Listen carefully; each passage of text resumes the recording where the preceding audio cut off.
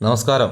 J trends and vibes എന്ന YouTube ചാനലിൻ്റെ രണ്ടാമത്തെ വീഡിയോയിലേക്ക് നിങ്ങളുടെ ശ്രദ്ധ ക്ഷണിക്കുകയാണ്. ഒരു ബോട്ട് യാത്ര, അത് ഞങ്ങൾ അധ്യാപക സുഹൃത്തുക്കൾക്ക് വലിയൊരു ആഗ്രഹമായിരുന്നു. ഒഴിവു ദിവസം കിട്ടിയപ്പോൾ ഞങ്ങളെല്ലാവരും എറണാകുളം മറൈൻ ഡ്രൈവിലേക്ക് യാത്ര തിരിച്ചു. ബോട്ട് യാത്രയായിരുന്നു ഞങ്ങളുടെ ലക്ഷ്യം. യാത്രയ്ക്കിടയിൽ പ്രഭാത ഭക്ഷണം കഴിച്ച് കൃത്യം 10:30 ഞങ്ങൾ മറൈൻ ഡ്രൈവിലുള്ള ബോട്ട് യാർഡിൽ എത്തി. എല്ലാവരും ഒരുമിച്ചുള്ള കുറച്ച് ഫോട്ടോസ് എടുത്ത ശേഷം ബോട്ടിൽ കയറുവാനുള്ള ടിക്കറ്റും കയ്യിലാക്കി. ഒരാൾക്ക് 200 രൂപയായിരുന്നു യാത്രാ നിരക്ക്. 1 മണിക്കൂർ മറൈൻ ഡ്രൈവിൽ നിന്നും ഫോർട്ട് കൊച്ചിയിലേക്കും ഫോർട്ട് കൊച്ചിയിൽ നിന്നും മറൈൻ ഡ്രൈവിലേക്കുമായിരുന്നു യാത്ര. ഏകദേശം 44 യാത്രക്കാർക്കുള്ള യാത്രാ സൗകര്യമുള്ള ബോട്ടായിരുന്നു ഇത്. യാത്രയിൽ അപകടമുണ്ടായാൽ ധരിക്കുവാൻ ലൈഫ് ജാക്കറ്റും ഇവിടെ ഉണ്ടായിരുന്നു. അല്പസ്വല്പം വർത്തമാനം പറഞ്ഞുകൊണ്ടിരിക്കുന്നതിനിടയിൽ യാത്രാ വിവരണം നൽകുന്നതിനായി ഗൈഡിൻ്റെ എൻട്രി. കൊച്ചിയെക്കുറിച്ചുള്ള പ്രധാനപ്പെട്ട ഒരുപാട് കാര്യങ്ങൾ അദ്ദേഹം ഞങ്ങൾക്ക് പറഞ്ഞു തന്നു. കൊച്ചിയെക്കുറിച്ച് പുതിയ അറിവുകൾ ഗൈഡ് ഞങ്ങൾക്ക് പറഞ്ഞു നൽകി. പുതിയ കാര്യങ്ങൾ അറിയുവാൻ സാധിച്ചതിലുള്ള സന്തോഷം ഓരോരുത്തരുടെയും മുഖത്തുണ്ടായിരുന്നു. പെട്ടെന്ന് ഞങ്ങളുടെ എല്ലാവരുടെയും കണ്ണുകൾ ഒരു വലിയ ഓയിൽ ഷിപ്പിലേക്ക് ഓടിച്ചെന്നു. തീരമണിയുവാനുള്ള ഒരു കപ്പലിൻ്റെ ശ്രമം. കൊച്ചിൻ ഷിപ്പ്യാർഡിൽ കപ്പൽ തീരമണിഞ്ഞു. കൂടെ INS വിക്രാന്ത് സെക്കൻഡും. പുതിയ വിമാനവാഹിനി കപ്പൽ. ഈ INS വിക്രാന്ത് സെക്കൻഡ് കൊച്ചിയിലാണ് നിർമ്മിച്ചത് എന്നുള്ള ഖ്യാതി കൂടി ഉണ്ട് കേട്ടോ. ഇന്ത്യയിലെ മുൻനിര കപ്പൽ നിർമ്മാണ അറ്റകുറ്റ കമ്പനികളിൽ ഒന്നാണ് CSL, അതായത് കൊച്ചിൻ ഷിപ്പ്യാർഡ് ലിമിറ്റഡ്. 1940 ബ്രിട്ടീഷ് സർക്കാർ ചെറിയ കപ്പൽ റിപ്പയറിങ്ങിനായിരുന്നു ഇത് സ്ഥാപിച്ചത്. പ്രത്യേകിച്ചും രണ്ടാം ലോക മഹായുദ്ധ ശ്രമങ്ങളെ പിന്തുണയ്ക്കുവാനായിരുന്നു എന്ന് പറയുന്നു. 1943 കൊച്ചിൻ ഷിപ്പ്യാർഡ് എന്ന് ഇത് അവർ പേരിട്ടു. സ്വാതന്ത്ര്യാനന്തരം 1947 ഇന്ത്യൻ സർക്കാർ ഇത് ഏറ്റെടുത്തു. പിന്നീട് 1970 മുതൽ 90 കാലഘട്ടങ്ങളിൽ ഇത് വിപുലീകരിച്ചു. പിന്നീട് സാവകാശം വിപുലീകരണം നടന്ന് ഇപ്പോൾ തലയെടുപ്പുള്ള ഒരു ആനയെപ്പോലെ ഇന്ത്യയുടെ തിലകക്കുറിയായി ഇത് വിലസുന്നു. യാത്ര മുന്നോട്ട് നീങ്ങി. നമ്മളിപ്പോൾ കാണുന്നത് ബോൾഗാട്ടി ഐലൻഡിൽ സ്ഥിതി ചെയ്യുന്ന ബോൾഗാട്ടി കൊട്ടാരം. 18-ാം നൂറ്റാണ്ട് മുതൽ സമ്പന്നമായ ചരിത്രം ഇതിനുണ്ട്. 1744 മുതൽ 1821 വരെയുള്ള കേരളത്തിലെ ഡച്ച് ഭരണത്തിൽ പണി കഴിപ്പിച്ചതാണ് ഈ കൊട്ടാരം.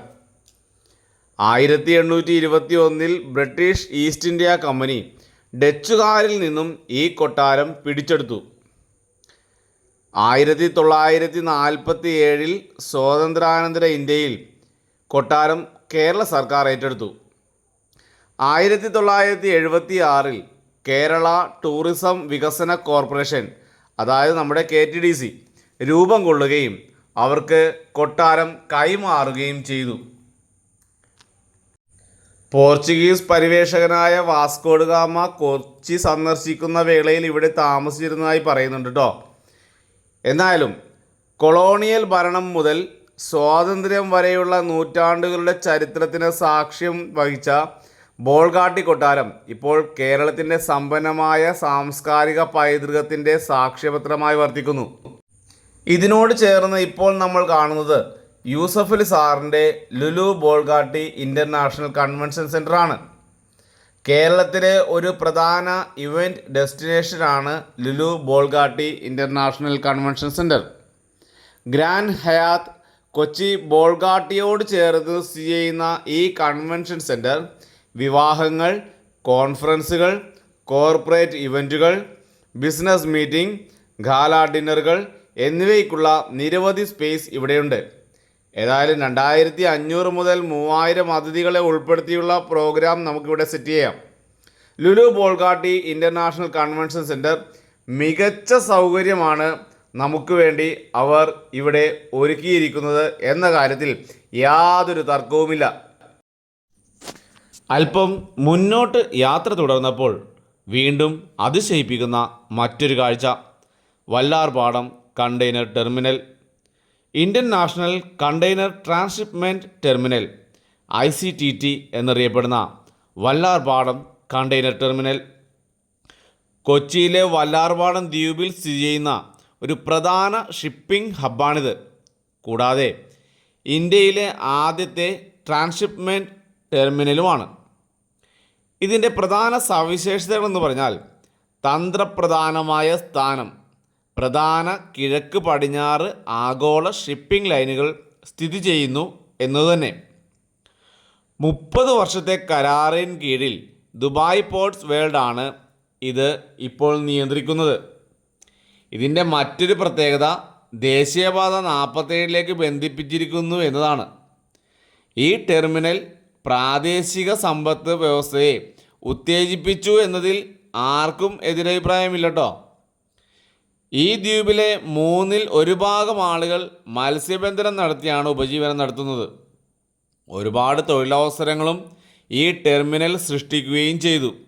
ചുരുക്കി പറഞ്ഞാൽ നമ്മുടെ സമ്പദ് വ്യവസ്ഥയുടെ ഒഴിച്ചുകൂടാൻ പറ്റാത്ത ഒന്നാണ് വല്ലാർപാടം കണ്ടെയ്നർ ടെർമിനൽ എന്ന് നിസ്സംശയം നമുക്ക് എവിടെയും പറയുവാൻ സാധിക്കും.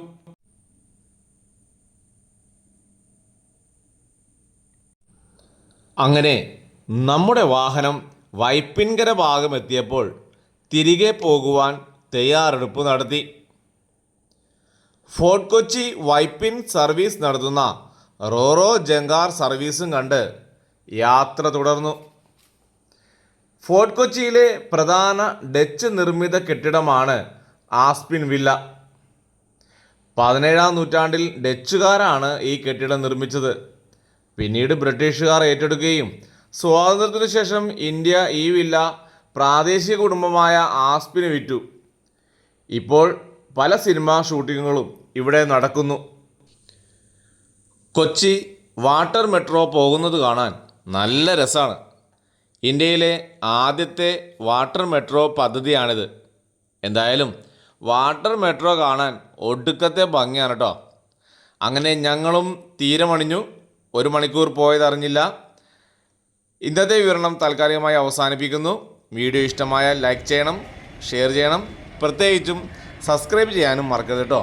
അപ്പോൾ തൽക്കാലം നിങ്ങളിൽ നിന്നും വിടവാങ്ങുന്നു. GJ trends and vibes.